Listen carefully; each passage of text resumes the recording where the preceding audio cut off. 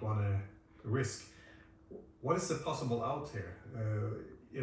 Because Trump, if it was Yemen, he could declare victory and go home, but he can't go home because it's not a possibility. So what are we looking at? What is the possible diplomatic pathway out of this, keeping in mind that the last two negotiations were used to launch surprise attacks?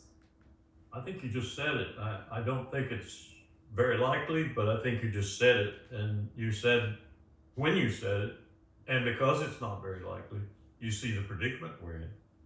But what you said was declare victory and leave.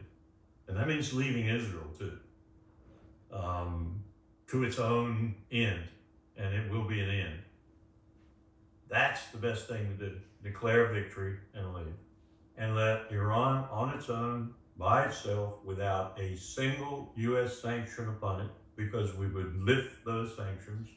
We would goad the Europeans into lifting theirs too, and say to Iran, rebuild your state.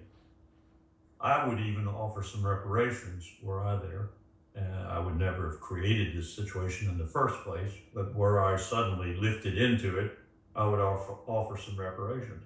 And I would tell that little quisling state of Israel, do as you can, but stop the killing.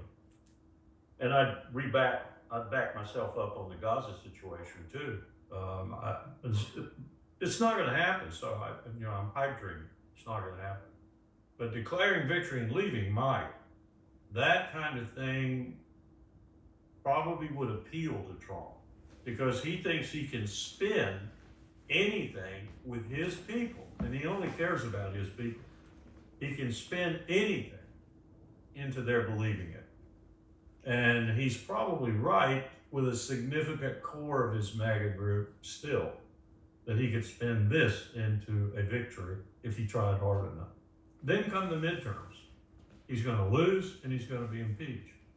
So are we going to have the midterms? That's the next huge question for us. Even if we get through this by some miracle like I just described, he's still got to win the midterms, and all the polls show he's going to lose, his party's going to lose disastrously. And he knows impeachment is around the corner from that, because I think even his own party will jump on it at that point. I remember Dick Nixon, and I remember how the Republicans agonized over joining in the impeachment proceedings. And then in the end, they went over to the White House and they showed him the impeachment documents. And Dick said to himself, I think I'll resign, instead of being the first president successfully removed from office by impeachment, because they were so powerful. The articles were so powerful. That's what needs to happen to Trump.